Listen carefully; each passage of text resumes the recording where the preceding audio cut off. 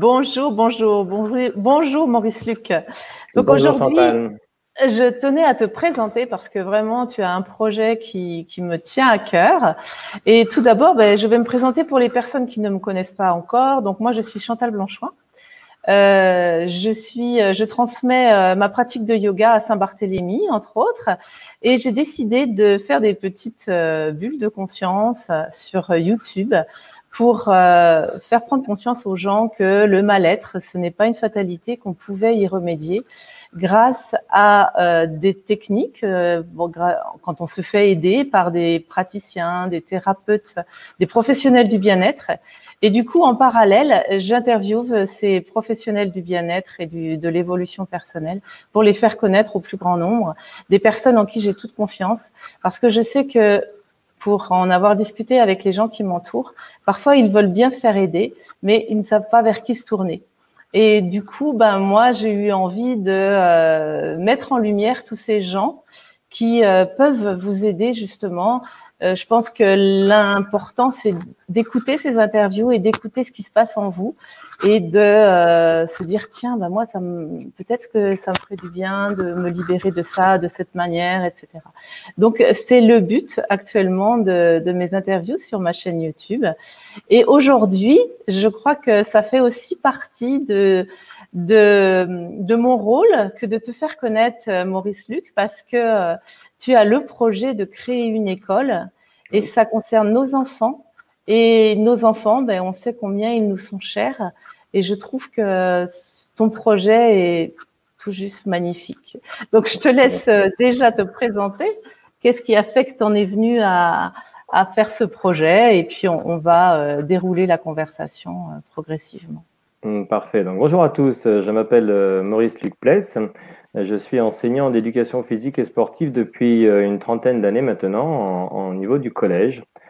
Et de par ma pratique et la réflexion que je peux avoir sur le système éducatif français, je me suis rendu compte avec les enfants que je peux voir tous les jours qu'il y a un décalage un peu plus important de jour en jour avec ce que le système éducatif peut proposer, la manière dont il est organisé et ce que sont devenus les enfants, puisque les enfants ont changé bien évidemment de génération en génération.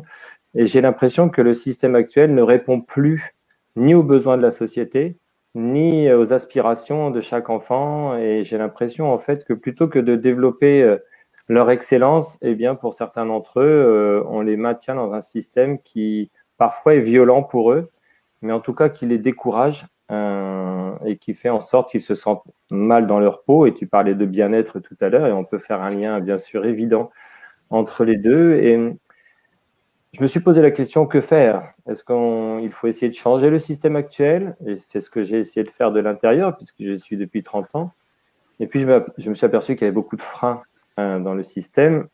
Et je me suis aperçu que la seule solution, éventuellement, pour essayer de changer quelque chose, c'était de créer, de proposer quelque chose de nouveau pour que les parents puissent avoir accès à un autre type d'éducation, à un autre système qui essaye de respecter davantage l'enfant et son rythme et ses qualités premières. Oui, parce que en fait, le système actuel, il me semble qu'il convient à certains, mais pas à tous. Exactement. Comme tout système, d'ailleurs, convient à une partie des personnes. Le système actuel, en fait, ne convient pas aux enfants qui sont en difficulté, ne convient pas aux enfants qui fonctionnent un petit peu différemment, comme les enfants qui sont plutôt kinesthésiques, c'est-à-dire qui apprennent par le mouvement, par le ressenti. Et dans le système actuel, on laisse très peu de place finalement à des méthodes pédagogiques qui se sont tournées vers ces enfants-là. Mais le constat que j'ai pu faire aussi, c'est que même pour les enfants qui se débrouillent bien, même pour les bons élèves, ce qu'on appelle les bons élèves, ceux pour lesquels le cursus se déroule bien, qui ont aussi un milieu familial qui est favorable aux apprentissages, et bien même pour ces enfants-là, je perçois de plus en plus une perte de ce plaisir d'apprendre, de cette envie de venir à l'école avec de la joie, avec de l'envie, avec de la passion. Et ce sont des enfants qui font confiance au système parce que voilà, les parents font confiance au système, mais qui finalement se retrouvent en fin de troisième, pour ce qui me concerne, Et quand on leur pose la question en fin de troisième, mais qu'est-ce que tu voudrais faire dans la vie? Est-ce que tu as pensé à quelque chose? Beaucoup d'entre eux, eh bien, ne savent pas en fait. Ne savent pas parce que ils ne savent pas vraiment qui ils sont.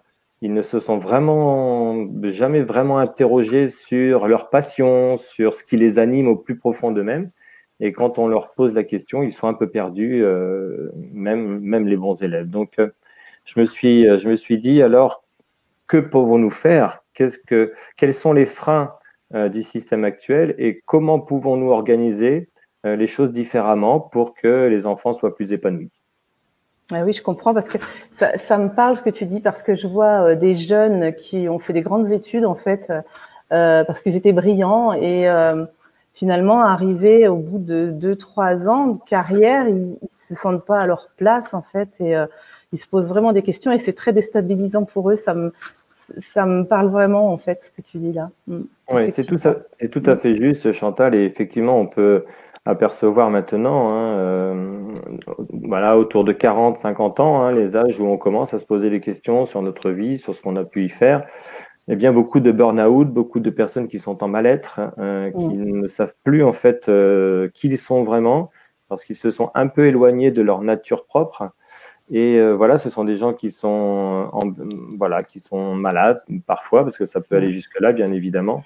Tout à fait. Et d'où l'importance de toutes ces pratiques de bien-être qui font que les gens retrouvent un petit peu, se recentrent un peu sur eux-mêmes, retournent au plus profond d'eux-mêmes pour peut-être changer de direction complètement. Et on voit vraiment des virages à 180 degrés, hein, voilà, des dirigeants d'entreprise qui se dirigent vers la nature, par exemple, tout simplement, qui changent complètement de voie professionnelle.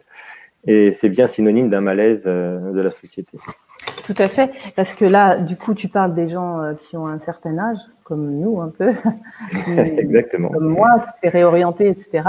Mais j'entends, moi, de plus en plus de très jeunes, quoi, de Oui. 23, 25 ans, qui ont déjà eu des études brillantes et qui s'investissent dans leur travail et qui n'y trouvent plus de sens déjà.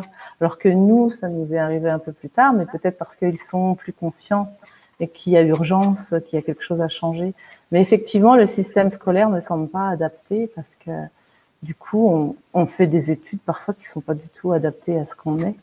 Non, et puis par exemple, au niveau du collège, il y a eu quelque chose qui était terrible il y a quelques années, il y a une trentaine d'années, on a mis en place le collège unique, c'est-à-dire le collège le même pour tous. Alors, c'était bien sûr bien sûr dans un objectif d'égalité, mais pour autant, pour moi, l'égalité, ce n'est pas de donner la même chose à tout le monde, c'est de donner à chacun selon ses besoins. Et là, on a pensé que tous les enfants, et c'est ça qui est terrible pour moi, tous les enfants devaient passer par le même chemin, devaient apprendre la même chose, au même rythme, avec les mêmes méthodes et selon le même protocole. Et pour moi, c'est complètement à l'opposé de ce que nous sommes, puisque nous sommes tous différents, nous avons tous des rythmes d'apprentissage différents, des façons d'appréhender le monde qui sont complètement différentes. Et il me semble complètement contradictoire de penser que tout le monde puisse passer par le même chemin. C'est complètement contradictoire. Et c'est bien ce que nous défendons aussi au sein de l'école Nature Essence, c'est de pouvoir respecter le rythme de chacun et la nature profonde de chacun des individus. Parce qu'avant, il y avait des collèges différents. Alors, moi, quand j'ai commencé ma carrière, en fait, au sein du collège, il y avait des cursus un peu différents, c'est-à-dire qu'on pouvait faire une sixième en 2 ans, on pouvait faire une cinquième à la fin de la cinquième, il y avait la possibilité de faire une autre année de cinquième, mais c'était un peu entre la cinquième et la quatrième, donc on faisait des choses différentes, il y avait des ateliers, il y avait des stages, il y avait des... Voilà, et puis en fait, à chaque niveau du collège, en fait, il y avait une porte de sortie pour les enfants qui fonctionnent différemment. C'est pas qu'ils sont moins intelligents, c'est pas qu'ils apprennent moins bien, c'est qu'ils apprennent différemment. Mais on n'a pas su enfin, je dis on, hein, la majorité des enseignants essayent, mais on n'a pas su en fait s'adapter à l'évolution des enfants. Disons qu'on a eu l'impression d'être stigmatisés alors qu'on respectait leur rythme. Voilà, alors effectivement, il y avait des pour et du contre, mais moi j'ai vu beaucoup d'enfants qui finalement, en passant par ces passerelles, se remotivaient parce que d'un seul coup, ils reprenaient confiance en eux parce que le rythme allait plus lentement, parce on allait sur des choses beaucoup plus concrètes. Et on s'apercevait que finalement, les enfants reprenaient confiance en eux et reprenaient un cursus après tout à fait honorable. D'accord. Donc, on a voulu faire mieux, mais en fait, c'est pas. Bah, je pense C'est aussi pas qu'il y a sans doute eu un aspect économique hein, à l'époque, voilà, en ouais, supprimant toutes ces petites filières, eh bien, enfin, je voilà, comprends. ces passerelles, bah, effectivement, qui étaient parfois chères, puisqu'il y avait peu d'élèves dans ces passerelles, mais je Ouais. pense qu'on a perdu en qualité. Donc aujourd'hui, toi, tu as créé cette association. Alors, nous avons créé l'association IDEA, Instruire, Développer, Éduquer Autrement en 2017, association qui va donc porter la création de l'école Nature et Sens. Alors quand tu dis on, c'est qui? Alors, nous étions partis voilà, avec deux couples d'amis hein, D'accord. qui avaient envie de faire évoluer les choses sur le plan éducatif, mais aussi qui étaient attachés à l'écologie, hein, puisque pour nous, l'écologie est vraiment l'enjeu du 21e siècle. On voit bien en ce moment que l'enjeu n'est plus économique ni industriel, mais qu'il faut absolument que l'on mette en place des choses de façon urgente pour le climat, pour la planète, que nous sommes en train de détruire voilà, de façon accélérée en ce moment. Et il faut absolument que l'on fasse quelque chose. Donc on est parti à 4. Et au fur et à mesure des réunions que nous avons pu organiser pour faire connaître le projet, eh bien, nous avons une dizaine de personnes qui se sont jointes à nous en nous disant on adore votre projet, on pense que c'est utile, on ne sait pas comment vous aider, mais on a un petit peu de temps avec nous et on aimerait bien pouvoir se joindre à l'élaboration de votre projet et le fait de pouvoir le mener à son terme. Et voilà comment maintenant, petit à petit, nous avons créé une association et nous nous réunissons régulièrement pour faire avancer le projet. Parfait.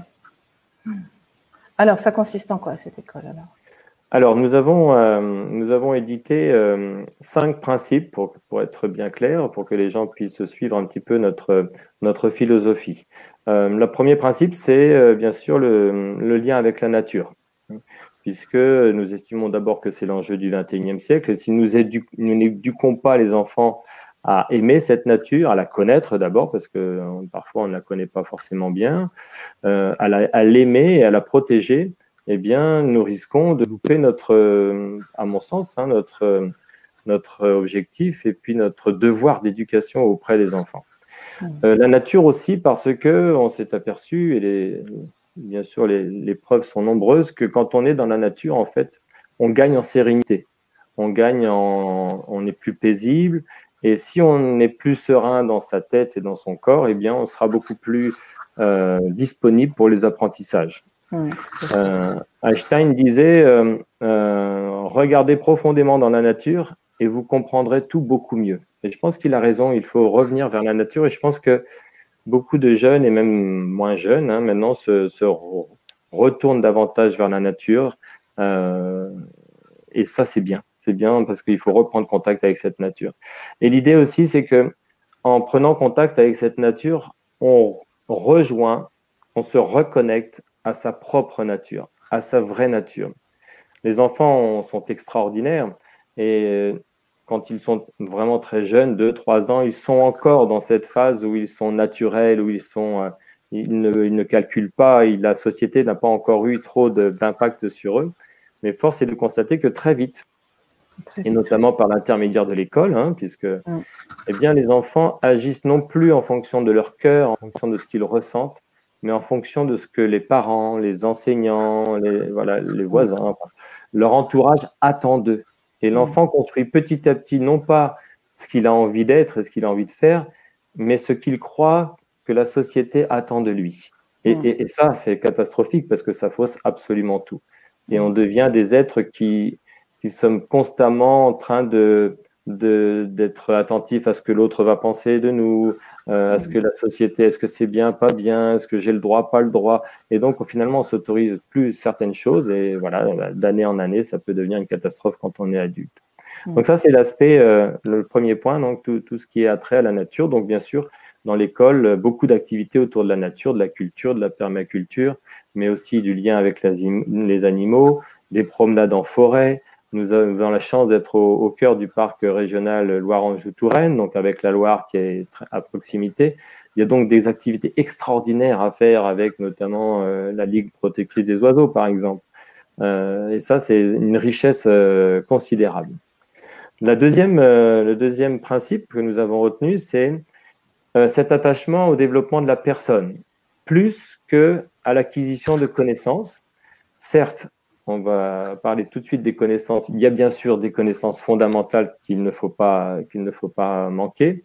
Bien sûr, savoir lire, savoir écrire, maîtriser les 4 opérations mathématiques, raisonner, s'exprimer à l'oral, avoir son libre arbitre, savoir débattre.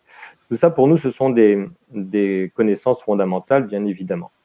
Mais au-delà de ces connaissances fondamentales, on peut s'interroger sur toutes les autres connaissances, en fait. Et est-ce qu'il ne faut pas aller plus vers le développement de la personne plutôt que vers l'acquisition absolument incontournable de quantité de connaissances? Et il suffit de consulter les programmes pour s'apercevoir qu'on demande une quantité extraordinaire d'informations pour les enfants. Nous avons pris le parti de dire non, c'est la personne qui est le plus important.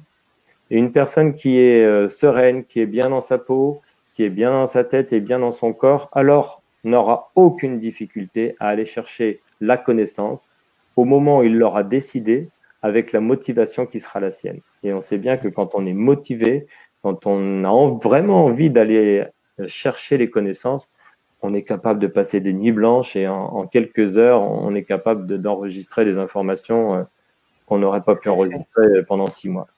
Il suffit de se faire une petite introspection par rapport à notre vie, par rapport à notre cursus scolaire, pour s'apercevoir que parmi la somme de connaissances qu'on a pu apprendre par cœur pendant nos études, finalement, il en reste peut-être 20-30% dans le meilleur des cas. Donc, le développement de la personne, pour nous, est absolument prioritaire. Alors, ça veut dire quoi, le développement de la personne? Ça veut dire d'abord respecter le rythme biologique de chaque enfant. Nous avons tous un rythme biologique et quand on étudie un peu le système actuel, en fait, finalement, on a l'impression qu'on est complètement à l'envers, qu'on fonctionne complètement à l'envers et la chronobiologie est là pour nous éclairer. Mais par exemple, on sait que c'est en hiver que notre aptitude intellectuelle est la plus faible, et là est plutôt ralentie, puisque comme tous les animaux, eh bien, nous avons tendance un peu à hiberner. Et c'est pendant l'été que nous avons une activité intellectuelle et physique la plus dynamique et la plus efficace du monde.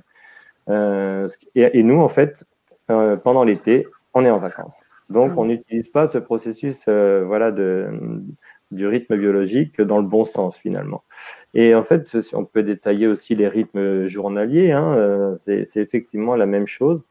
On commence les journées plutôt tard, alors que le matin, c'est privilégié pour les apprentissages fondamentaux. On ne fait pas de pause souvent le midi, alors qu'on sait qu'il y a un pic hormonal qui fait qu'on a une baisse d'attention, une baisse aussi d'aptitude intellectuelle. Et donc, il faut tenir compte de ce rythme biologique pour qu'on puisse ne pas violenter, entre guillemets, les enfants sur ce plan-là. On sait par exemple… Oui. Excuse-moi, tu préconises quoi alors que l'école soit l'été? Alors, effectivement, l'idéal, ça serait effectivement que l'école soit plus tôt, en tout cas le gros des apprentissages se fasse plus tôt dans la période estivale et on puisse laisser reposer le corps un peu plus au niveau de la période hivernale. Ça ne veut pas dire ne rien faire, ça veut peut-être dire travailler différemment, faire des choses peut-être plus concrètes ou ne pas aller vers des apprentissages nouveaux, mais plutôt revenir sur des apprentissages qui ont déjà été effectués et que l'on va renforcer par des activités différentes. Donc effectivement, ça me paraît être une piste intéressante. Bien sûr, elle n'est pas retenue parce que, bien sûr, le tourisme fait que, bien évidemment, il y a des pressions pour que l'été soit, bien sûr, soit pour les vacances. Mais si on voulait vraiment tenir compte des rythmes biologiques, eh bien ça, c'est effectivement très important. Par exemple, aussi au niveau des enfants et au niveau des adultes d'ailleurs, nous savons qu'il y a des gros dormeurs, des petits dormeurs et des moyens dormeurs. Et ça, on peut rester petit dormeur toute sa vie ou gros dormeur toute sa vie. Et donc, il me semble incohérent, par exemple, d'obliger un petit dormeur à faire la sieste le midi. Hein, on peut simplement lui proposer un temps calme, hein, mais pas forcément l'obliger à dormir. Tout comme il me paraît insensé de refuser la sieste sous prétexte qu'un enfant a 8-9 ans et que c'est plus l'heure de faire les siestes, alors que peut-être c'est un gros dormeur et qu'il a besoin de se régénérer pendant la sieste pour être le plus efficace possible. Donc voilà pour comment on peut être attentif au développement au rythme biologique de l'enfant pour que, bien sûr, ces apprentissages soient le plus efficaces possible. La personne, c'est aussi respecter le rythme de l'apprentissage. Nous avons des rythmes d'apprentissage différents. Certains enfants apprennent vite, d'autres plus lentement. Et il n'y a rien de grave dans cela. Certains enfants apprennent plutôt de façon auditive, plutôt de façon visuelle, d'autres de façon plutôt kinesthésique. Mais chacun avance à son rythme. Et le système actuel, pour moi, ne laisse pas en fait la place à ce que chaque enfant puisse évoluer à son rythme parce qu'il y a des programmes.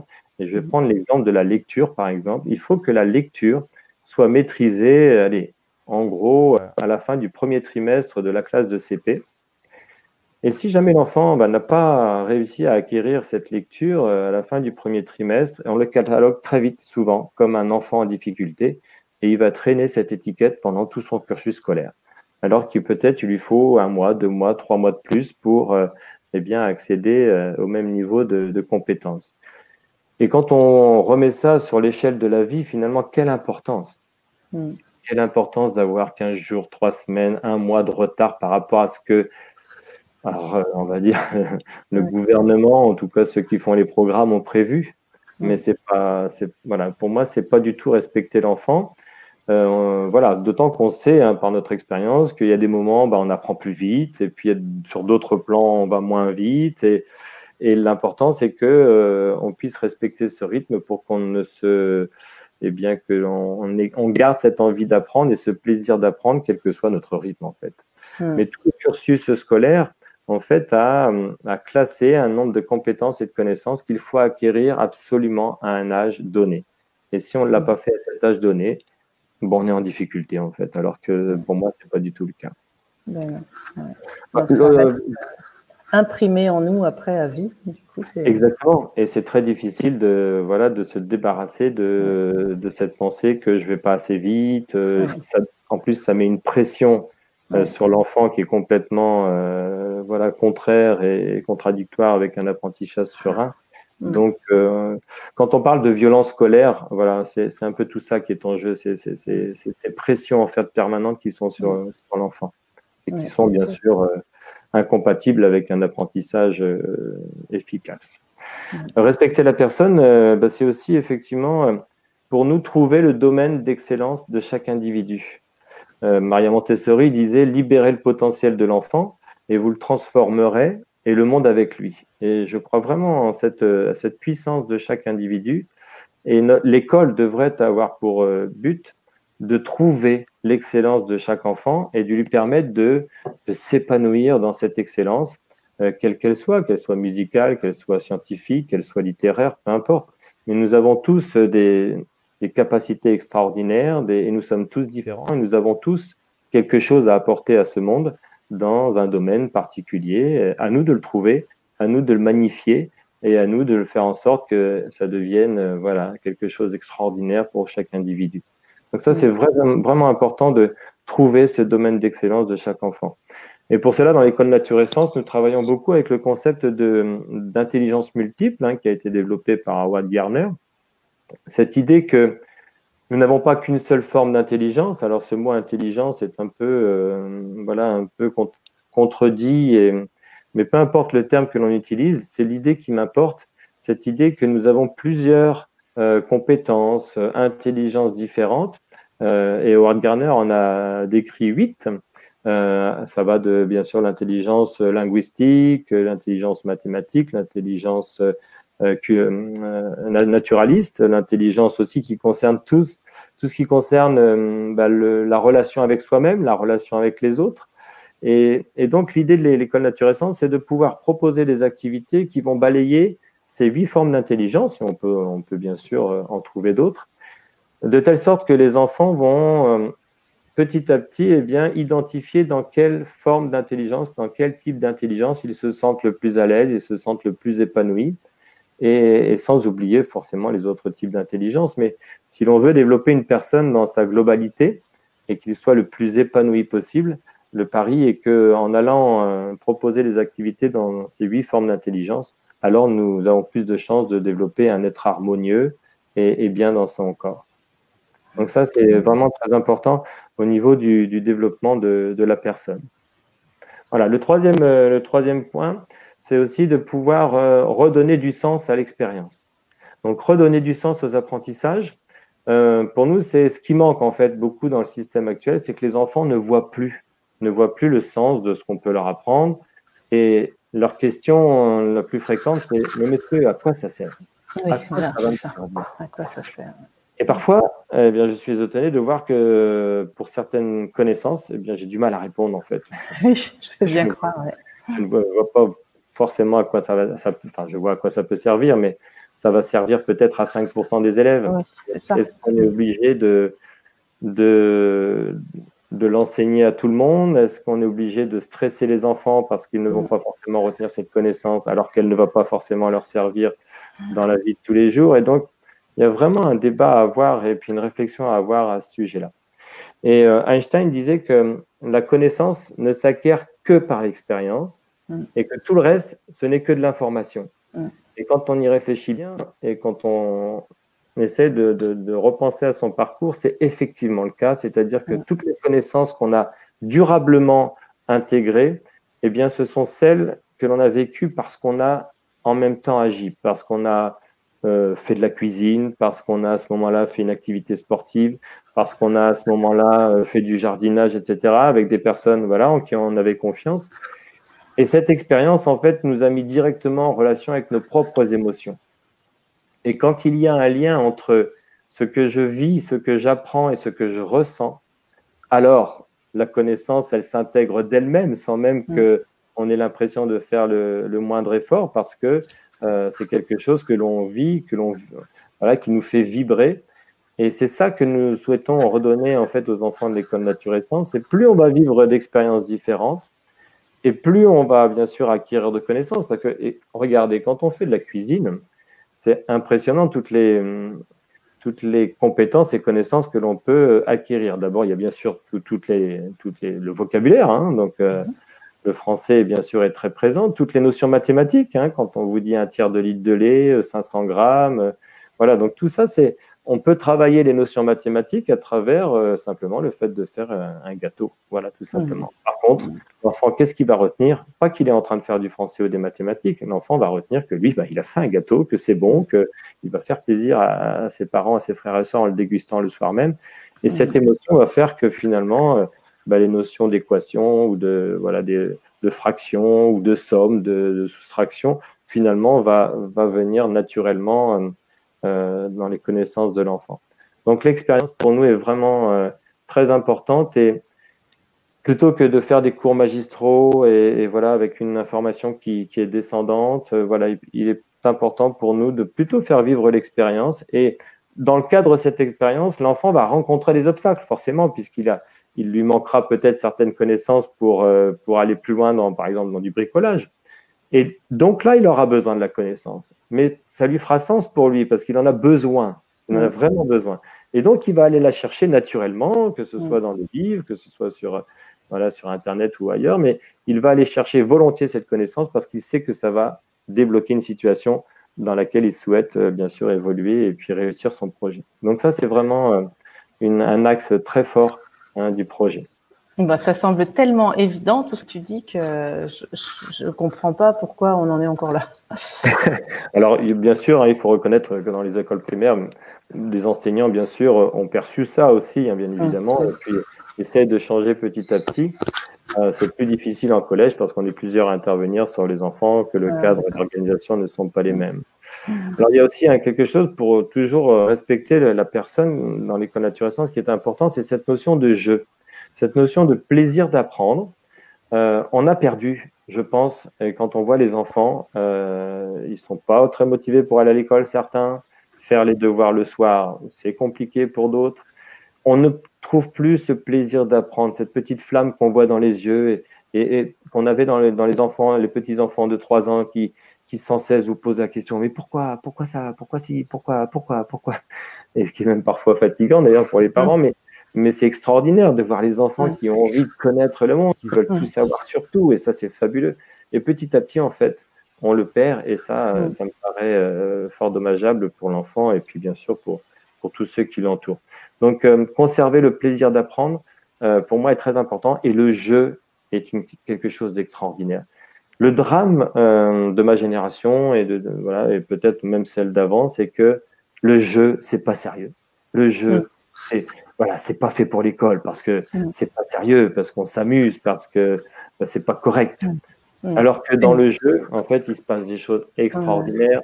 On a des connaissances, bien sûr, que l'on manipule de façon agréable, conviviale, amicale, en rigolant, en s'amusant. Et maintenant, en plus, il y a des jeux qui sont extraordinaires. D'abord, qui sont beaux à voir, qui sont bien étudiés au niveau des stratégies pour que les enfants puissent avoir des interactions sociales. Et ça, on l'oublie trop, mais dans le jeu, il y a ô combien d'interactions sociales. Il faut respecter une règle, faut accepter que l'autre puisse gagner, que l'on puisse perdre. Faut savoir jouer ensemble sans s'énerver. Donc, il y a des tas de choses qui se passent dans le jeu, au-delà même des apprentissages fondamentaux. Mais pour nous, le jeu est aussi une chance fabuleuse finalement de manipuler des connaissances dans tous les sens et qui vont faire, en fait, ça va faire que cette connaissance va être beaucoup plus intégrée par l'enfant, sans qu'il s'en aperçoive, en fait. Et c'est ça qui va renforcer les apprentissages. Et donc, le jeu comme renfort d'apprentissage, eh bien, pour moi, c'est extraordinaire. Et donc, il faut ne pas s'en priver.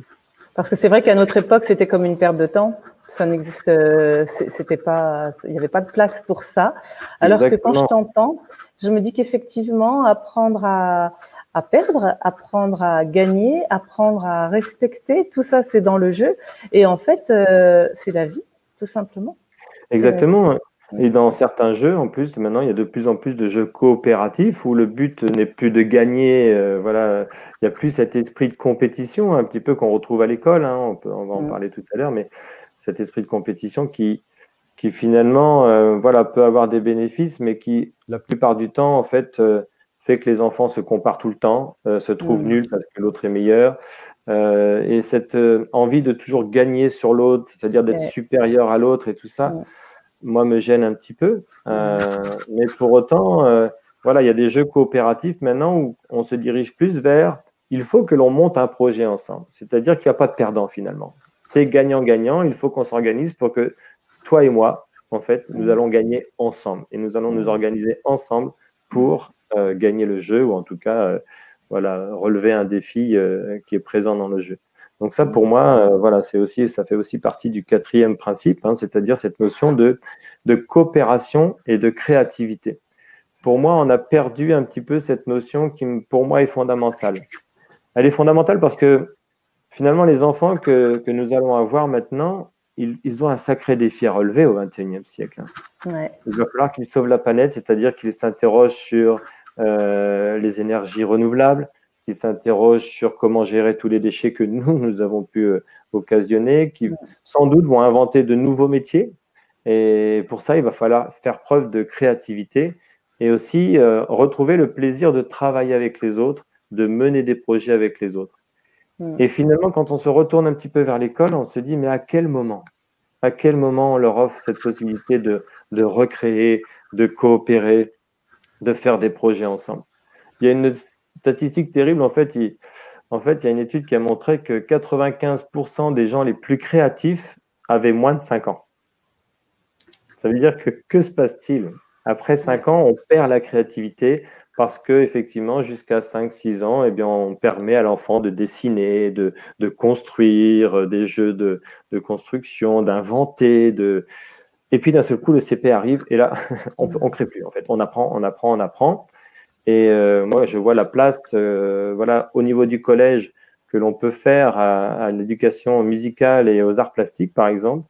Et quand on regarde le quota horaire que cela représente dans une semaine, eh bien, on voit bien que la créativité et tout ce qui concerne les arts, en fait, ne sont pas considérés comme, voilà, comme importants, en tout cas pas comme prioritaire. Et pour moi, ça, c'est catastrophique parce que si on s'interroge sur de quoi vont avoir besoin nos jeunes et de quoi nous, même en tant qu'adultes, hein, on a besoin dans cette société, eh bien, c'est justement de pouvoir travailler avec les autres, c'est pouvoir confier ses idées aux autres sans avoir peur que l'autre nous pique notre projet, avoir ce plaisir de collaborer ensemble. Et je pense que les chefs d'entreprise attendent ça aussi de leurs collaborateurs, c'est qu'ils soient innovants, qu'ils inventent, qu'ils osent, qu'ils soient voilà, ambitieux. Et si on tue cette créativité et puis ce plaisir de travailler ensemble, eh bien, quand on devient à l'âge adulte où on a besoin, là où on est bien sûr, notre mission est d'apporter quelque chose au monde, bah, finalement, chacun travaille dans son coin, chacun travaille pour soi, peut-être pas avec plaisir en plus. Et pour moi, c'est quelque chose qu'il faut développer chez les enfants. En fait, naturellement, ils ont ces qualités-là, les enfants, quand on les regarde quand ils sont petits. Mais comme tu dis, avant le CP, parce qu'il ne nous viendrait pas à l'idée de dire à un enfant qui gribouille que c'est mal. Donc, oh, c'est toujours beau. Et puis d'un coup, il faut absolument qu'il respecte le trait pour colorier. On a cette notion de bien, de mal, qui vient enrayer en fait le processus dans ce que j'entends là. Ça me fait penser à ça, que arrivé à un âge, eh bien, on n'a plus le droit de laisser libre cours à ce qu'on a envie de faire, même si c'est du gribouillage. Et il faut respecter des consignes bien strictes. Et je sais pas, en CP, je crois pas qu'on note, mais il y a quand même cette notion de bien, de mal, de respect de consignes, de tout ça, qui peut aussi, même si c'est nécessaire, hein, mais qui peut quand même. Bien sûr, il y a forcément voilà, besoin aussi d'un cadre, bien évidemment, si l'on veut apprendre, effectivement. Mais moi, je vois trop d'enfants, effectivement, qui perdent en fait ces qualités extraordinaires qu'ils ont au départ, en fait, et qui, pour moi, sont vraiment essentielles dans la vie, parce que c'est vers ces compétences-là, en fait, c'est vraiment ces compétences-là qui vont servir à tout le monde et pour tout le reste de la vie. Et notamment, je pense aux intelligences voilà, qui sont intrapersonnelles, c'est-à-dire se connaître, savoir qui on est profondément, quels sont nos goûts, quelles sont nos passions, comment savoir gérer nos émotions, comment savoir reconnaître les émotions qui nous viennent à nous. Souvent, on ne sait pas quoi en faire de ces émotions. Par exemple, c'est mal d'avoir peur, c'est mal d'être en colère, on a ce poids de la société qui fait qu'on n'a plus le droit de pleurer, on n'a plus le droit de se mettre en colère, on n'a plus le droit d'avoir peur. Mais de toute façon, ce sont des émotions qui sont tout à fait naturelles. Qui sont là. Et qui sont là, et voilà, on sait bien tous, hein, qui nous arrivent. Parfois, on ne sait pas trop quoi en faire. Donc, finalement, ça crée des conflits parce qu'on est toujours en réaction.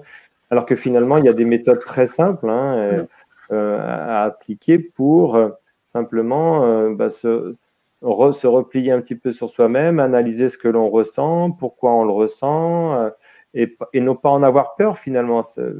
Voilà, ces émotions qui sont parfois un peu désagréables, les considérer comme des alliés et finalement se dire, mais voilà, en fait, ce que je viens de ressentir, ça me donne une information sur moi, sur ma façon de penser, sur ma façon d'être au moment où j'ai reçu cette information-là.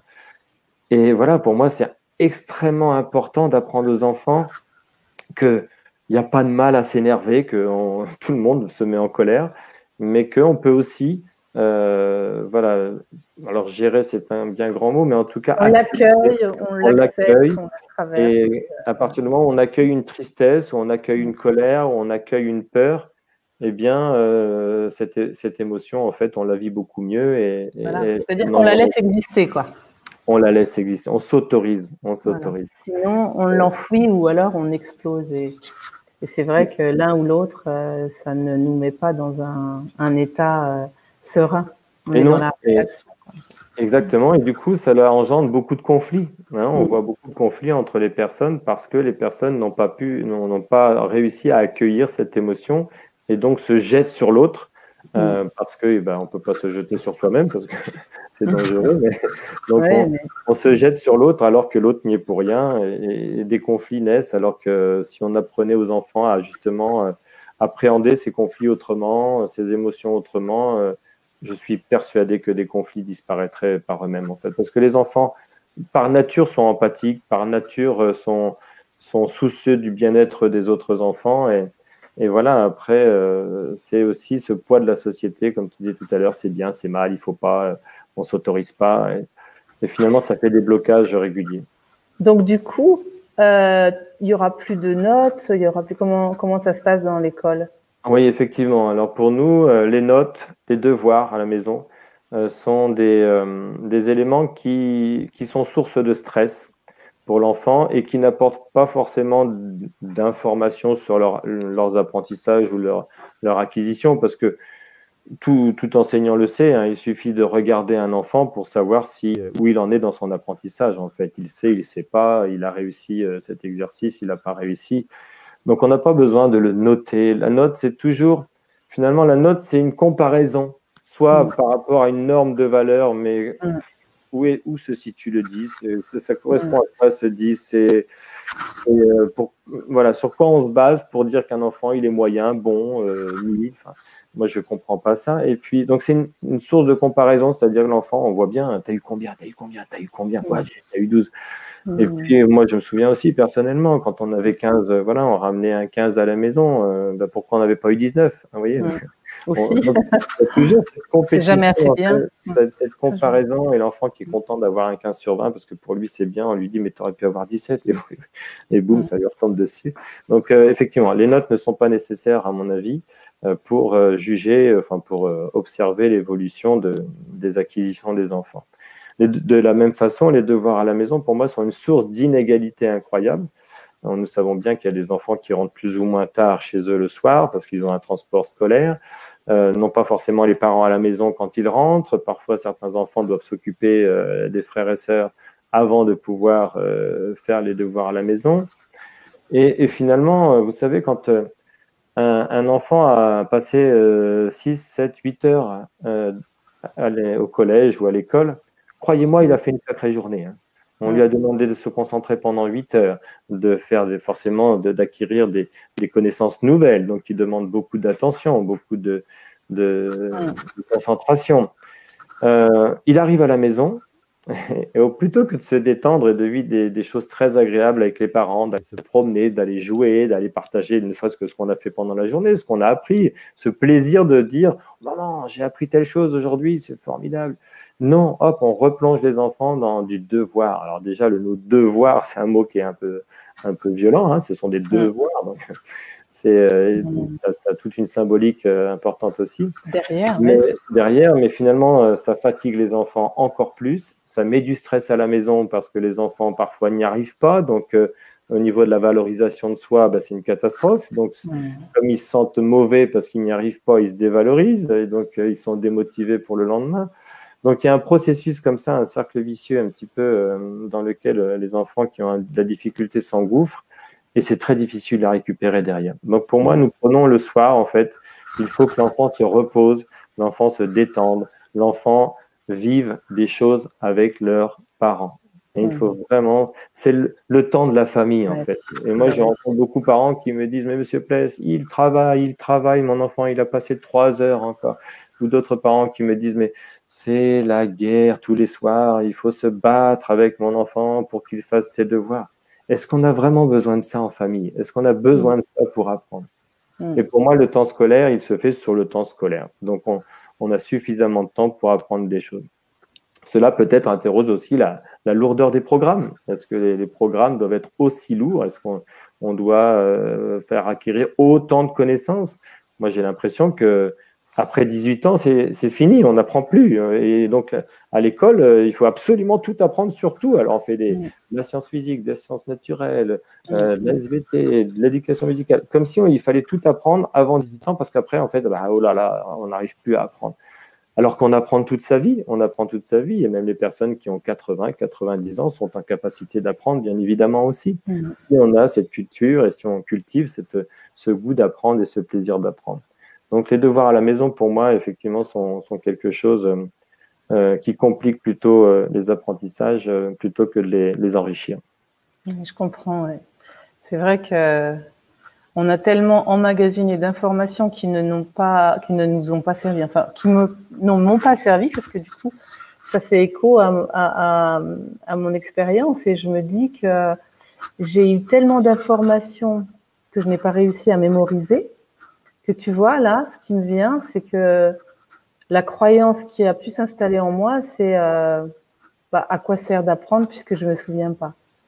Oui, exactement. Donc, Et je pourrais vous faire une petite interrogation écrite là sur certaines notions, mais effectivement, on a passé beaucoup de temps à apprendre les dates de naissance de tel roi, ou etc. Que nous en reste-t-il? Donc, voilà. Après, voilà, c'est toujours intéressant, puisque je suis sur l'histoire, de comprendre aussi notre monde. L'histoire est extraordinaire pour ça, parce qu'elle permet aussi mais on peut l'apprendre autrement. Parce que du coup, moi, je m'en souvenais pas après, à la fin de mes études. Et comme c'est un sujet qui m'intéresse, forcément, après, j'ai lu. Et il y a des choses qui se sont... Je dis, ah oui, mais je comprends. Parce que là, du coup, il y avait un intérêt, une curiosité.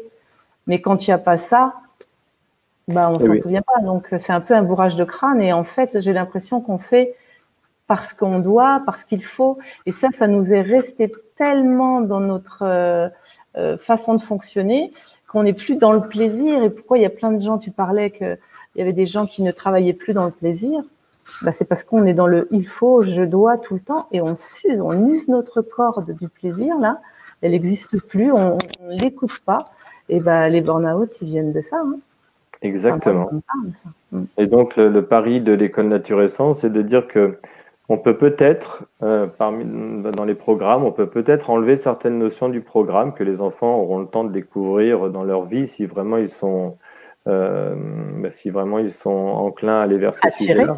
Voilà. Et c'est possible, ça, du coup, qu'une école puisse faire un programme. Comment ça se passe au niveau est-ce qu'on a le droit? Est-ce que je ne sais pas si tu en es arrivé là de ton explication. Je sais pas si mais c'est très bien parce que c'est le dernier point, en fait. C'est le cinquième principe. C'est-à-dire que nous allons bien sûr respecter les directives de l'éducation nationale. Parce que d'abord, ça rassure les parents. Beaucoup de parents nous disent, bah oui, mais par rapport à l'éducation nationale, comment vous vous situez, etc. Donc, il faut bien comprendre que dans l'éducation nationale, il y a deux choses. Il y a le socle commun des connaissances, des compétences et de la culture. Et puis, il y a les programmes. Donc, les programmes sont censés faire acquérir aux enfants ce socle de connaissances et de compétences pour tous les enfants. Nous allons bien sûr respecter le socle commun des connaissances et des compétences pour que l'enfant ne soit pas complètement perdu quand il va retrouver le système classique, quand il ira au collège ou plus tard au lycée. Oui, c'est important de ne pas créer aussi trop de différences, en fait, d'écart, si l'enfant réintègre un système classique. Mais par contre, par rapport au programme, voilà, nous nous autorisons à parfois alléger les programmes parce qu'ils nous semblent trop chargés à un certain moment du développement de l'enfant. Peut-être parce qu'il y a aussi des notions qui ne nous paraissent pas du tout essentielles. Hein, et peut-être que... Et c'est là où, du coup, en enlevant certaines choses du programme, on peut se permettre aussi d'aller vers d'autres activités qui vont être beaucoup plus enrichissantes à notre sens pour les enfants parce que ce seront des activités concrètes, de l'expérience, hein, comme on disait tout à l'heure, de vivre des expériences qui vont faire que finalement les apprentissages vont être renforcés. Et donc voilà comment on peut, par rapport à l'éducation nationale, suivre quand même les directives, parce qu'en fait les directives sont vraiment l'acquisition du socle des connaissances et des compétences, mais en se donnant quelques libertés sur les programmes. C'est chouette, tant mieux. Donc il y a beaucoup d'écoles, je crois que tu as enquêté un petit peu à l'étranger et même en France, hein, ça émerge beaucoup ce genre d'école.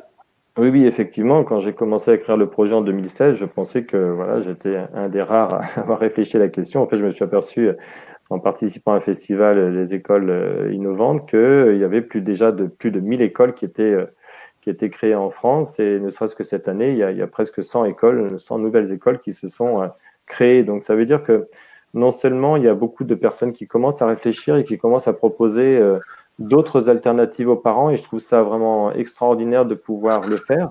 la pensée unique et les chemins uniques sont toujours appauvrissants pour nous, et que si on peut proposer aux parents qui le souhaitent une autre forme d'éducation, alors il y a vraiment des écoles complètement différentes avec des pédagogies, certaines Montessori, certaines écoles Steiner, certaines écoles Freinet ou d'autres types de pédagogie, ou des écoles dans la nature, les forest schools. Mais l'important, c'est, à mon sens, qu'on puisse proposer aux parents un panel d'offres éducatives le plus large possible afin que les parents puissent eh bien, se diriger vers le type d'école qui pense être le mieux pour leur enfant. Hein, c'est pas toujours évident. Du coup, je pense qu'il y a quand même quand tu cites toutes ces écoles, là, je me dis, bah, après, quand il y a trop de choix, on est parfois un peu perdu. Donc, ça a un centre identique. Toutes ces écoles-là, moi, je connais pas toutes ces écoles, mais je me dis que c'est quoi qui... C'est si différent de ce que tu viens d'expliquer, ou il y a quand même un... Non, alors, quand on étudie un petit peu les projets pédagogiques de ces différentes écoles, on s'aperçoit souvent qu'on se rejoint beaucoup, par exemple, sur le développement de la personne, le respect du rythme biologique de l'enfant, le respect du rythme des apprentissages. Après, c'est plutôt dans la façon de mettre en œuvre voilà, ces idées-là qui vont différer un petit peu. Certaines vont être complètement tournées vers la nature, hein, avec des activités dans la nature toute la journée. D'autres vont voilà, utiliser la pédagogie Montessori et vont être spécifiques et ils vont conserver, donc ce sont des écoles Montessori hein, qui appliquent voilà, la pédagogie Montessori. D'autres voilà, prônent un peu plus de liberté pour l'enfant, qui choisissent ses apprentissages. Donc finalement, je pense que chaque porteur de projet, en fonction de ce qu'il pense, de son vécu, va mettre l'accent sur une notion plus qu'une autre. Mais on retrouve beaucoup, bien sûr, de points communs entre toutes ces écoles, et notamment le fait de respecter l'enfant, en fait. Si il y a bien un point commun à retenir, c'est bien ce respect de l'enfant. Alors, c'est pas que dans l'éducation nationale, on n'ait pas ce souci, et les enseignants voilà, n'ont pas ce souci de respecter l'enfant, mais dans la forme, l'organisation de la journée, dans les programmes et tout ça, on s'aperçoit que ce respect de l'enfant, finalement, il est un petit peu bafoué, et c'est ce qui fait que les enfants, parfois, sont un peu malheureux à l'école, et c'est quand même dommage de penser ça. Oui, bien sûr, parce que là, notre propos n'est pas de juger ou de critiquer ce qui se fait, et les profs, j'ai la conviction qu'ils font au mieux de ce qu'ils peuvent. C'est pas forcément évident, parce que il faut qu'ils suivent le programme, et ils ont, eux, des directives qu'ils veulent respecter, donc certainement pas si simple. Ils n'ont pas les moyens, j'imagine, de faire autrement, ou alors peut-être qu'ils se l'autorisent pas, je sais pas, est-ce qu'ils ont le droit, eux aussi, de changer des choses dans les établissements actuels? Alors, il y a vraiment les deux aspects, tu as raison de souligner. En fait, d'abord, il y a sans doute un manque de moyens hein, dans les écoles, dans le système éducatif traditionnel. Par exemple, je vais parler des effectifs d'élèves par classe. Dans le système actuel, voilà, même dans les petites sections ou dans les classes de CP, il n'est pas rare de voir des classes avec 28, 29, 30 élèves. Et là, on a beau être l'enseignant le plus formé du monde, le plus motivé du monde, le plus extraordinaire du monde, le plus inventif du monde, il arrive un moment où, quand on a 30 enfants devant soi, on ne peut pas s'occuper de chacun des enfants de la même façon. Et une journée est la même pour tout le monde, et parfois on passe à côté d'un enfant parce qu'on n'a pas eu le temps, pas forcément la volonté, mais surtout le temps de s'en occuper. Et voilà, le temps passe, et les écarts se creusent. Et donc, on n'a pas forcément non plus ces moyens. Hein, il y a souvent des faits d'annonce. Hein, on nous annonce voilà, beaucoup de moyens, mais concrètement, c'est très peu d'heures. On donne très peu d'heures aux enseignants pour faire autre chose que les heures qui sont prévues au programme. Et ça sclérose un petit peu le système, parce qu'effectivement, tu as raison de souligner que voilà, la plupart des enseignants, l'énorme majorité des enseignants voilà, font ce qu'ils peuvent, ont envie de faire le mieux qu'ils peuvent donner aux enfants. Voilà, ce sont vraiment, voilà, c'est pas une profession qu'on fait comme ça au hasard. Il faut vraiment avoir cette vocation et puis cet amour des enfants. Donc, ils font ce qu'ils peuvent, mais ils n'ont pas forcément les moyens. Et puis d'autres aussi ont peur un petit peu de changer, hein, parce que tu as posé une bonne question, c'est est-ce qu'on a le droit, encore une fois, est-ce qu'on s'autorise à faire autrement? Oui, on a le droit. Oui, on peut s'autoriser à organiser son cours différemment. On peut s'organiser, voilà, peut-être de son propre chef, décider que cette notion du programme n'est pas utile, ennuie les enfants, ennuie peut-être même l'enseignant lui-même parce qu'il il ne donne pas de sens à cet aspect du programme. Mais oui, on peut s'autoriser ça. Et vous savez, les inspecteurs, ils sont très intéressés par tout ce qui peut être différent et non pas avoir toujours le même cadre, le même déroulement de leçons. Voilà. Et pour en avoir discuté avec certains d'entre eux, ils me disent, mais au bout d'un moment, on en a marre parce qu'on voit toujours la même chose, on voit toujours la même façon de mener une heure de cours. Et les enfants, on les voit bien, ils s'ennuient dans la classe pour certains. Et en fait, il faut s'autoriser à essayer d'autres choses. Vous savez, on a aussi le droit à l'erreur, on a aussi le droit de se tromper. Et en plus, la bonne nouvelle, c'est que la plupart du temps, quand on fait quelque chose d'innovant avec les enfants, eh bien, d'abord, ils sont surpris. Après, ils sont ravis parce qu'ils ont vécu autre chose, parce que c'était plus drôle, parce que c'était plus motivant. L'heure est passée plus vite d'un seul coup parce que l'enseignant a réussi à maintenir leur attention d'une façon différente. Donc oui, il faut s'autoriser à faire différemment, même au sein du système classique. Et ça reste possible, hein, il suffit de le décider. Oui, ben, peut-être que les inspecteurs devraient le dire. Alors, du coup, si les gens ne s'autorisent pas, c'est peut-être qu'ils ne savent pas. Je pense qu'ils le disent assez souvent. Ouais.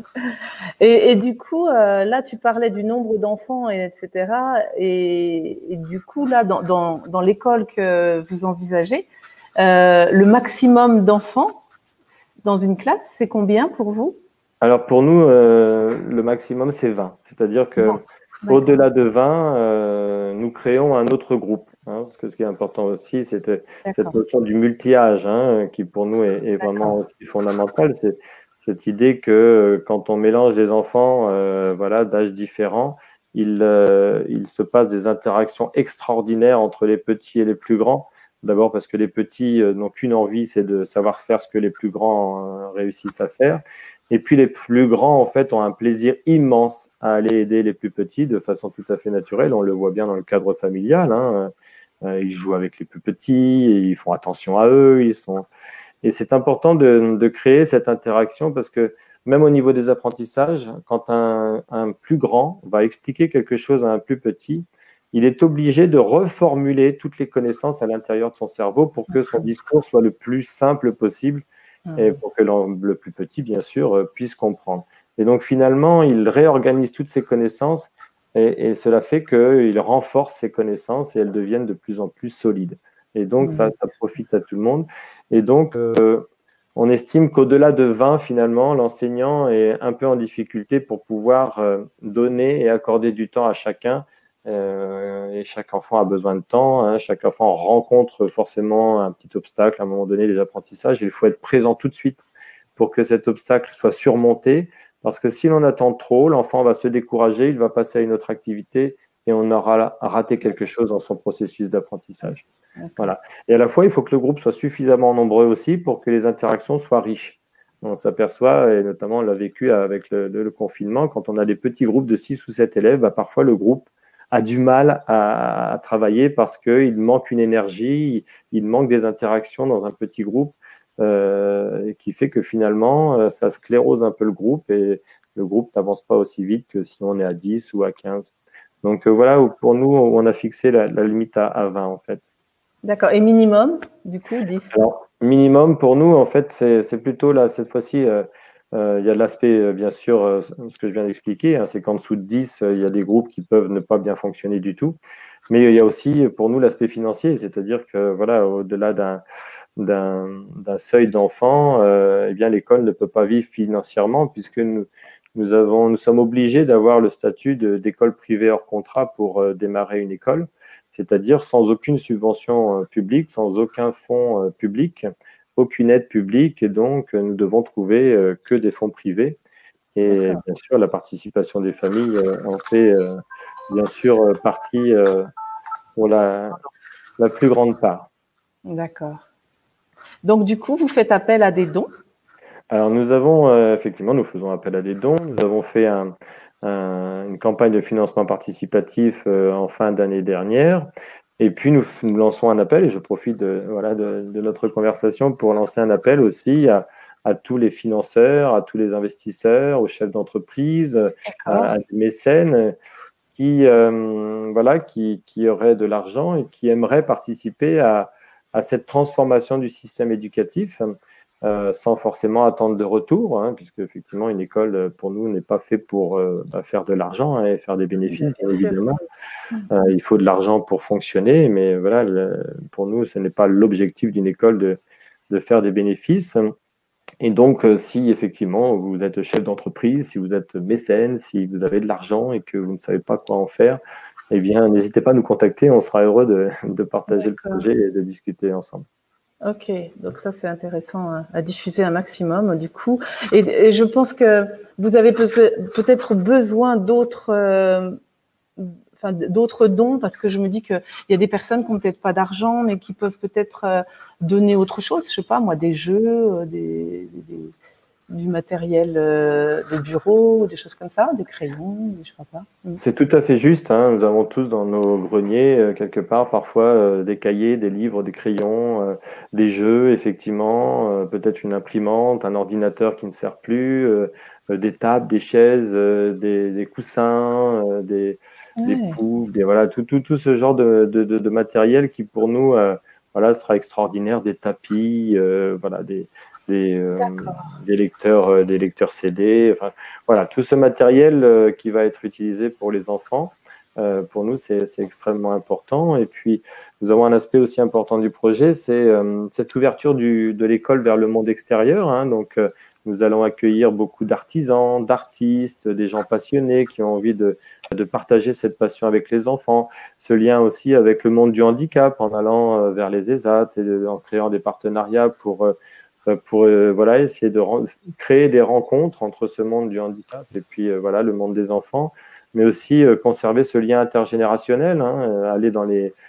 foyers logements, dans les maisons de retraite pour pouvoir échanger, chanter, danser avec les personnes âgées et vivre aussi des expériences humaines incroyables. Donc nous sommes aussi très, très à la recherche, hein, de partenariat avec tout type de personnes qui a envie d'offrir un peu de temps et de compétences aux enfants et voilà, que ce soit en termes de langue vivante, que ce soit en termes de culture, de sculpture, de théâtre, de musique, de chant choral.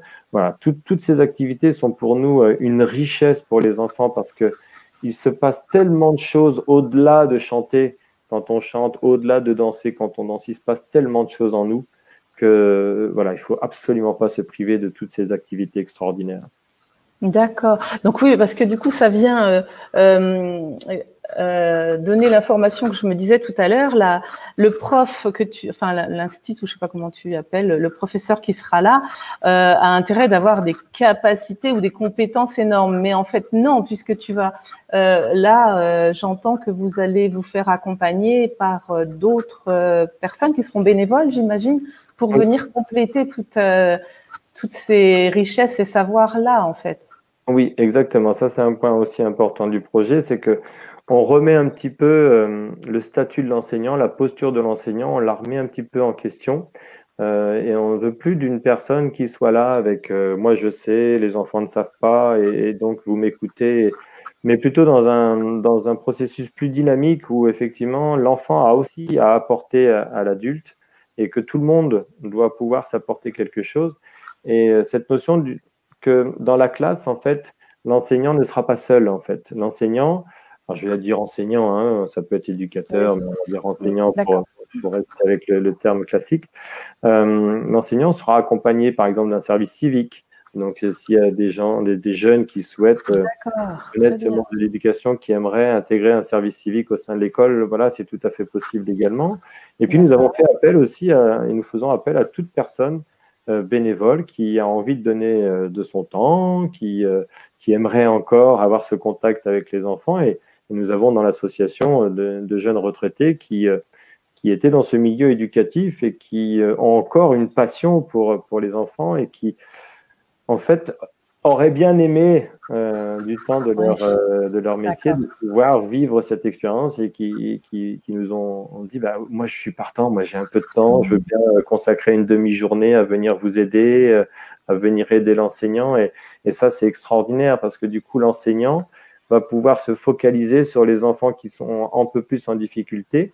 Et puis les personnes bénévoles, eh bien, voilà, pouvoir accompagner, pouvoir guider, pouvoir simplement encourager les autres enfants qui se débrouillent bien et qui n'ont pas forcément besoin de nous 100% du temps. Donc effectivement, cette notion d'accueillir du monde dans l'école pour pouvoir faire en sorte que l'enfant aussi s'aperçoive de ce qu'est une société, en fait, quand on regarde la société. Oui, parce que là, quand tu parles de bénévoles qui étaient enseignants avant, mais moi, je comprenais tout à l'heure aussi, ça peut être un retraité menuisier, par exemple, qui a envie de transmettre, hein, c'est ça, hein, j'ai bien compris. Exactement, en fait, quelle que soit la personne, mais qui a une passion, qui possède un art particulier, des compétences particulières. Tu cites l'exemple d'un menuisier, c'est extraordinaire si on peut accueillir un menuisier et mener un projet avec l'ensemble des enfants autour de la construction, je ne sais pas, d'un meuble, d'un jeu, voilà, peu importe le projet finalement, mais en tout cas, qu'il y ait un échange entre cette expertise et puis les enfants qui vont apprendre non seulement à manipuler peut-être des outils, mais aussi calculer des angles, calculer des distances, faire des plans, faire des dessins. Et finalement, quelle richesse, quelle richesse. Et quel bonheur pour moi, enfant, quand j'étais enfant, et même, voilà, parce que j'aime pas trop cette différence enfant-adulte, mais quel bonheur quand on peut dire, waouh, j'ai réalisé ça, j'ai construit ça. Et quand on ressent cette fierté de dire, c'est moi qui ai fait ça, c'est moi, j'ai participé à la construction de ce bateau, de cette voiture, peu importe, eh bien, ça donne une sensation vraiment d'existence, de vivre, une impression de puissance aussi. J'ai fait quelque chose, j'ai construit, voilà, ne serait-ce que quand on fait de la cuisine, par exemple, c'est extraordinaire aussi de voir son gâteau. Et donc, on gagne en motivation et en confiance de soi et en estime de soi. Ah oui, ça c'est des apprentissages très pratiques qui nous serviraient dans la vie. Et on a déjà beaucoup de personnes, par exemple, qui nous ont contactés parce qu'ils veulent proposer de la méditation, de la relaxation, voilà, peut-être de l'art-thérapie, sans que ce soit de la thérapie, mais ce lien avec l'art, avec la musique. Et en fait, nous disons oui à ces personnes parce qu'effectivement, nous devons donner aussi aux enfants la possibilité, à la relaxation ou la méditation, par exemple, eh bien de se recentrer sur eux-mêmes, de retrouver le calme intérieur. Et pour moi, ce sont en fait, des éléments qui doivent faire partie du programme. En fait. Ça, c'est des apprentissages, en fait, pour savoir se recentrer à tout moment. Et quand on n'a jamais appris ça, c'est compliqué de reconnecter ça. On peut toujours le faire, mais effectivement, c'est plus long parce qu'un enfant, en fait, un enfant par nature, en fait, est capable d'acquérir beaucoup de connaissances et de compétences, voilà, au jeune âge. Mais pour moi, voilà, ça doit faire partie d'un programme parce que ça va servir non seulement à tous les enfants, bien évidemment, et c'est quelque chose qui va leur servir toute leur vie. Et pour moi, c'est ça la définition d'un programme, c'est ça doit servir à tous les enfants et ça doit leur servir toute leur vie. Super, voilà. Bravo. Alors, concrètement, quelqu'un qui est intéressé par cette école, elle est où? Quel coût? Enfin, voilà, tout ce qui peut être pratico-pratique quand on veut s'inscrire dans cette école. Qu'est-ce qui se passe? Donc, l'école se situe dans le parc naturel régional Loire-Anjou-Touraine, sur la commune de Meignier, qui est une commune déléguée de Douai-en-Anjou, avec Douai-la-Fontaine. Donc, on se situe à peu près 15 km de Saumur, on est à peu près à 45 km d'Angers. D'accord. Voilà, et nous avons eu la chance de rencontrer des propriétaires d'un domaine de 10 hectares et demi qui ont apprécié le projet parce que voilà, ça leur a beaucoup parlé en fait par rapport à leur expérience et qui nous ont proposé de pouvoir voilà, intégrer un bâtiment qui fait partie de ce domaine de 10 hectares où nous avons vraiment un espace pour faire de la permaculture, d'accueillir les animaux, il y a un verger, il y a un four à pain, il y a un pressoir que l'on va pouvoir remettre en action. Voilà, autant de projets extrêmement intéressants. Et ils ont aussi cette volonté de faire venir des artistes, des artistes en résidence, des danseurs, des chanteurs, etc., Wow, des musiciens. Et donc, autant de projets super intéressants à mener avec les enfants. Quant à ce qui concerne le coût, en fait, nous avons en fait étalonné la scolarité des enfants sur 10 mois. Possibilité de l'étaler sur 12 mois et nous le faisons en fonction du coefficient familial. Et donc, ça s'étale à peu près entre 200 et 400 euros par mois. Voilà. Nous avons pour obsession continue de baisser bien sûr le coût de la scolarité pour permettre au maximum de familles de pouvoir accéder à l'école. Vous savez, on a dû rencontrer, je pense, maintenant une centaine de familles. Et sur les 100 familles que nous avons pu rencontrer, pas une seule nous a dit nous ne sommes pas intéressés par votre projet, cela ne nous parle pas.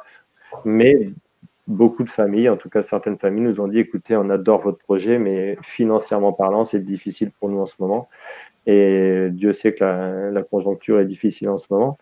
Donc, nous faisons tout, et c'est pour ça que je renouvelle mon appel pour les financeurs, pour que le coût de la scolarité soit le plus faible possible. Voilà. Vous trouverez toutes les informations sur le site de l'école, écolenature-essence.fr. Donc, n'hésitez pas à aller visiter le site. N'hésitez pas non plus à prendre contact avec nous. On rencontre toutes les personnes qui souhaitent nous rencontrer, y compris sur le lieu de l'école, pour faire visiter, pour que les gens puissent, avec leurs enfants, se rendre compte un petit peu de l'ambiance et puis bien percevoir cette philosophie que nous souhaitons développer dans l'école. Donc, n'hésitez pas à nous contacter, on se rend très disponible pour tout le monde. Et nous allons reprendre une réunion publique mensuelle pour que les parents puissent venir nous rencontrer et puis qu'on puisse leur expliquer en détail le projet. D'accord, donc c'est de 3 ans à 11 ans, c'est ça que je comprends? D'accord. Oui, c'est ça. Donc c'est le niveau primaire, de 3 ans à 11 ans. Nous sommes déjà en train de réfléchir bien sûr à la suite parce que nous avons cette question-là aussi. Oui, mais monsieur, après, qu'est-ce qui se passe? Est-ce que mon enfant va devoir réintégrer un système? Est-ce que ça va pas être trop difficile de réintégrer un système classique?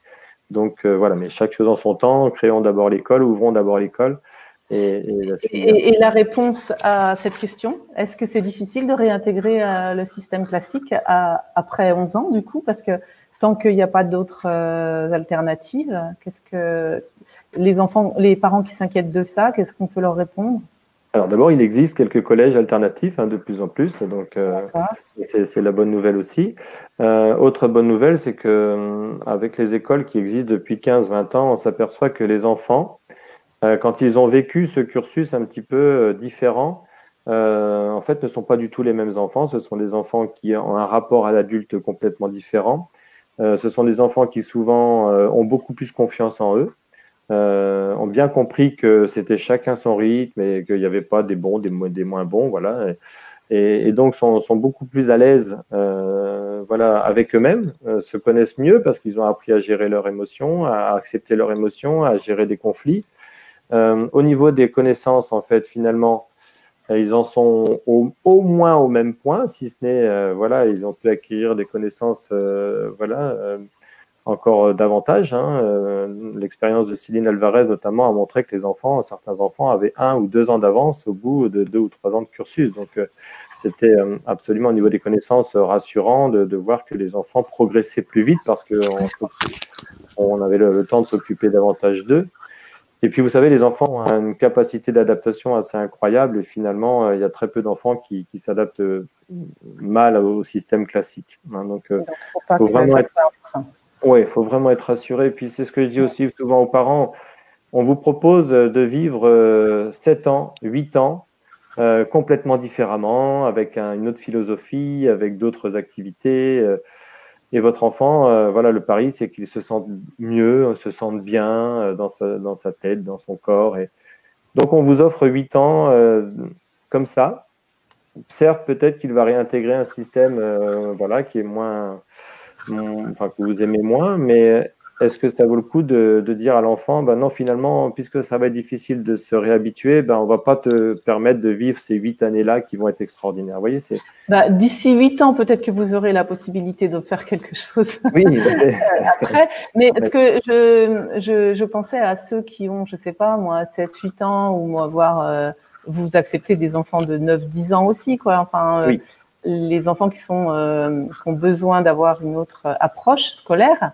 Oui. Et après, du coup, ils retombent dans un Oui, système qui alors, ne leur convient pas forcément. C'est ça ce à qui je pensais, en fait. d'accord. Alors effectivement, hein, plus on commence tôt et plus on a la chance de bénéficier de cette alternative.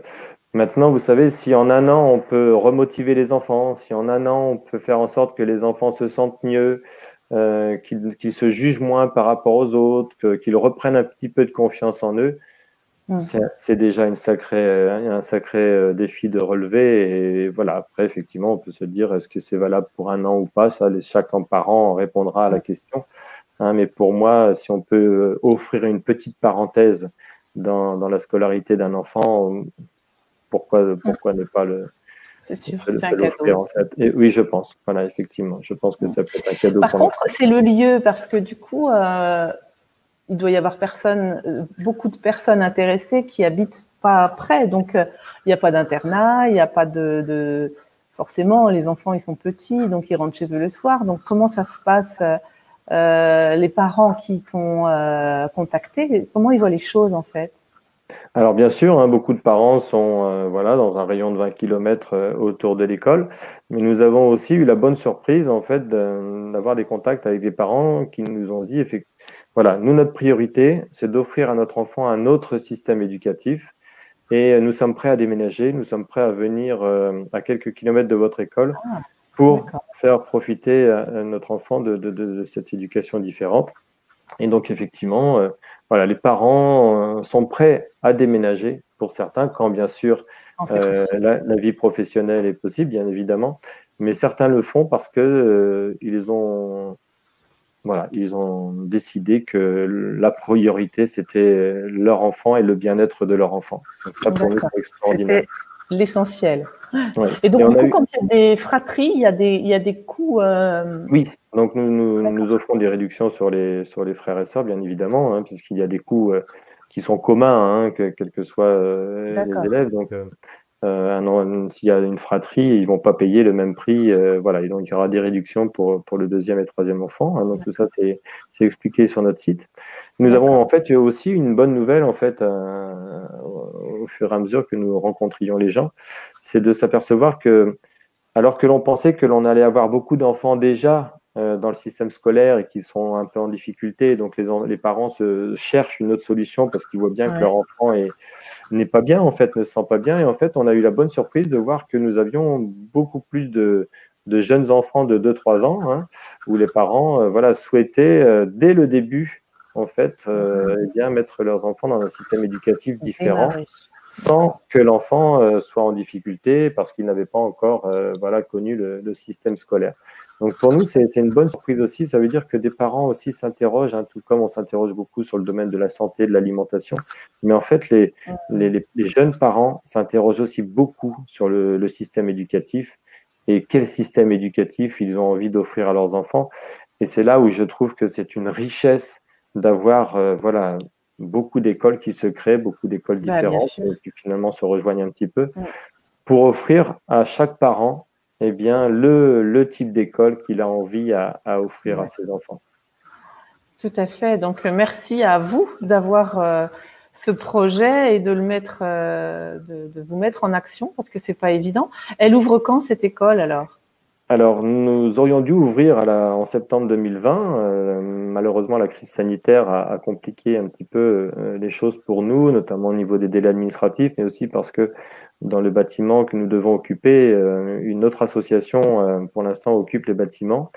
Et leurs projets ont pris du retard avec la crise sanitaire et ils se retrouvaient sans solution. Donc, nous D'accord. avons, voilà, en collaboration avec eux, nous avons accepté de pouvoir reporter d'une année pour leur D'accord. permettre voilà, d'être en toute sérénité par rapport à leur projet. Donc, nous devrions ouvrir voilà, en septembre 2021. Hein, donc, D'accord. voilà, nous continuons bien sûr à chercher des sponsors, à chercher des mécènes, à organiser la D'accord. rentrée, voilà, à récolter du matériel pour l'école. Et voilà, nous avons bon espoir puisque nous avions 15 familles hein, qui s'étaient engagées avec nous pour septembre 2020. Voilà. Et puis ça va aussi nous laisser du temps de trouver peut-être d'autres familles qui, pour l'instant, n'ont pas encore eu connaissance du projet. Voilà. Et puis voilà, les choses sont comme ça et nous avançons voilà, sereinement vers cette rentrée 2021. D'accord, bah écoute, comme on a coutume de dire, tout est parfait. Exactement. Et quand ça se passe comme ça, c'est que certainement c'est juste et qu'il y a une bonne raison. Donc du coup, si je résume, on peut faire appel aux dons, donc effectivement financiers, mais tout ce que vous avez comme matériel qui ne vous sert plus et qui peut servir à cette école, eh bien n'hésitez pas, si vous avez du temps, si ça vous parle, n'hésitez pas à prendre contact. Donc, sous la vidéo, je mettrai tes coordonnées, vos coordonnées, les coordonnées de l'association, la page Facebook, le mail, etc. Donc, n'hésitez pas à vous documenter, à partager cette vidéo pour que le plus grand nombre soit informé. N'hésitez pas également, si vous êtes intéressé par ce genre d'interview sur le bien-être et l'évolution de chacun, à vous abonner à ma chaîne et je serai ravie de vous retrouver puisque j'interviewe à peu près 1 ou 2 fois par semaine des personnes dans ce domaine-là. Donc, encore un grand merci à toi, Chantal, de permettre effectivement à des personnes voilà, aussi de découvrir d'autres spécialités et d'autres projets. Donc, merci et bravo à toi pour tout ce que tu fais, Chantal. Merci beaucoup. En tout cas, c'était super. C'est vraiment un vrai coup de cœur que j'ai eu pour ce projet qui me parle tellement que je retournerai bien dans cette école, moi, parce que ça me fait du bien d'être en contact avec la nature et tout. On n'a pas appris ça et on s'est coupé de notre créativité. Et moi, je fais un gros travail sur moi pour justement aller recontacter ça. Et quand on a plus de 50 ans, c'est quand même pas la même chose que quand on a 3 ans. Donc, c'est chouette. C'est vraiment chouette. Tout ce que tu as dit m'a beaucoup parlé. Mais merci à toi. Vous êtes les bienvenus à l'école. Merci à vous. Et à très bientôt. Merci beaucoup. À très bientôt à tous. Et puis, bonne fin de journée. Merci. Au revoir. Au revoir.